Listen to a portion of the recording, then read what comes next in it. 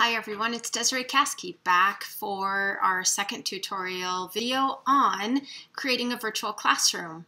I started this video series by giving you some ideas about why you should use a virtual classroom and some of the objectives of what this video series is going to be about.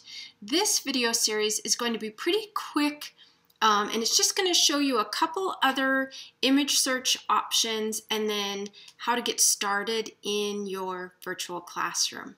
Okay, so I want to show you a couple examples of some virtual classrooms just to show you what you can do. Now, these are by no means perfect because they're ones I created, so don't judge. All right, let's turn my camera off so that you can actually see full screen. And this is the first one I want to show you. So this one was called virtual library is what I called it. And I want you to look around this room and here's what I want you to notice. You might not be able to tell, but there is a combination of different types of images. So for example, if you look at the bust of a former president, President Obama, that's actually a picture. But if you look over here at these headphones, that's clip art. Or obviously up here at the learning, that's clip art, right? And so I have a combination of pictures or photographs and clip art in this virtual classroom. Here's another look. This one was called my STEAM Centers, and I used this to do some staff development with elementary librarians. And what you're going to notice, again, is there are some pictures. That's actually a picture. It's hard to tell, isn't it? This is actually a picture as well. This is a 3D printer. It's a picture. And then you're going to see a bunch of clip art. And so it's important that when you are gathering your images to create your virtual classroom, don't be afraid to look at both clip art and line drawings and pictures or photographs. Okay, I'm going to go ahead and go back to a Google image search like we did in that previous tutorial. And if you'll remember, I started my image search. I was looking for a background. I think I did a brick wall. Now I might want to look for some flooring. So I'm going to type in rustic flooring background. I know that surprises you. Rustic is in there. You can do funky, disco, whatever you want to do. I might even type in something different depending upon what my search results are. Okay, let's see if you remember how we do this. Okay, first thing we do, click on Tools. The next thing is go to Size and change it to large. Just a quick reminder, it's much easier to resize a large image to small than a small image to large. I can change the color to transparent. I don't need to. As a matter of fact, I might not want to at this point, but I just get into the habit of changing all three of these when I'm doing this. If you're not finding what you're looking for, know that you can come and take this transparent and turn it back to any color. Okay, and then usage rights labeled for reuse, and that helps us find what we're looking for. Oh my gosh, look at this. That's beautiful. Oh man, someone has done some of the work for us. If you are like me and you are not creative, I might grab that bad boy and put it as my background because it's pretty cool and you can add a lot of stuff on top of it. But that's not why we're here. So let's find a flooring background that I can be happy with. And look at all this stuff we're getting that just is garbage. So what I'm going to do is I'm going to take this transparent off and just see what happens with my images. Oh, buddy. Okay. Here's another image that would be super cool to use totally as your classroom. It's a lot of wood, but ooh, look at that one. That one's super cool too. That's not why we're here, Desiree. Okay, let's see if I can find a good one. There's a lot of good ones in here, aren't there?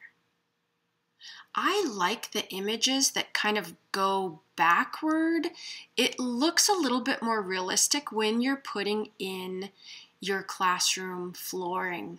And so I see this one right here, and to me, I'm thinking this would work for me. And I'm going to show you how it can work for you. Okay, I'm going to click on it to get my thumbnail. There it is. And remember, our related searches, we might get something in there that we like a little bit better. And what I'm going to do with this is I'm going to go ahead and right click on it. Now, just a quick tip for you. If you're working with putting your background into your slide, you want to make sure that you save your image. If you are not using the image as your background, but you are simply adding an image to your slide, then you can just copy it. I'm going to show you, I'm going to save this image just to go through that process again. The next thing I do will copy. So I'm going to say save image as. I'm going to put it into that general virtual classroom folder. I like the name of this already, so I'm going to say save. Okay. Now, let's go ahead and find another image just so we can pull something in again.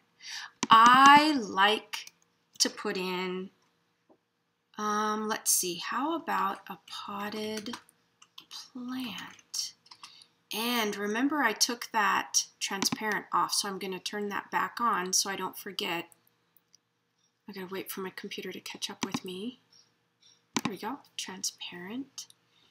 And now I've got large, labeled for reuse, and transparent. And I'm going to look for a good plant that would work in my classroom.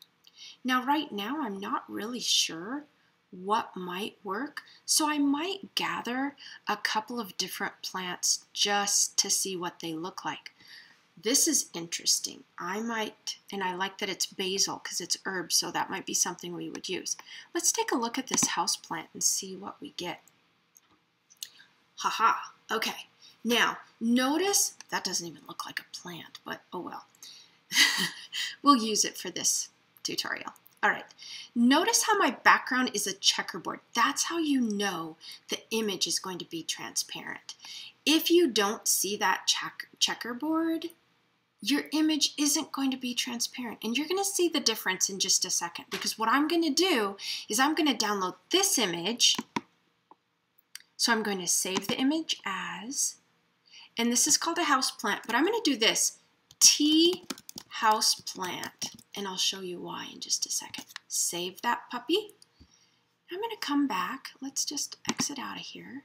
I'm going to come back. I'm going to take this transparent, and I'm going to say any color. And I'm going to find a plant that has a white background,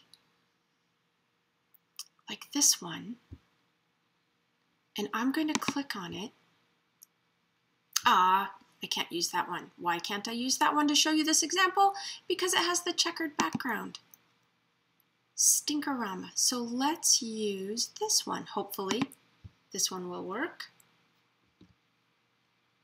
Aha. Okay, so this image has a white background. I'm going to go ahead and save it.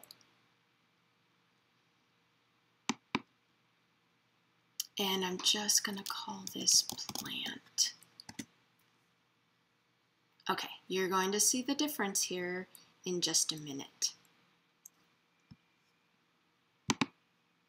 Okay, so hopefully I've shown you enough search features that you will be able to gather a collection of items for your virtual classroom. And remember, you can use a combination of clip art and photos, and it really is hard to tell. At least I think it's hard to tell.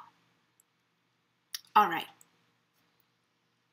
let's go ahead and put some images into our slide.